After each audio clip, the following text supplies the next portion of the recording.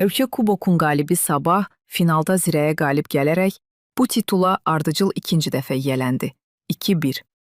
Bayquşların baş məşqçisi Valdas Dambrauskas oyun sonrası mətbuat konfransında iştirak etdi. Oyunçularımı bu mövsümki uğurları münasibətilə təbrik edirəm.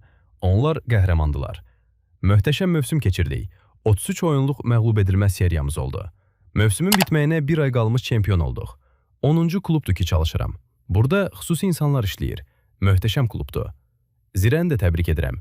Məşqçi işi görünən komandadır. Qol vurub müdafiə çəkilsələr də oyundan həzz aldım.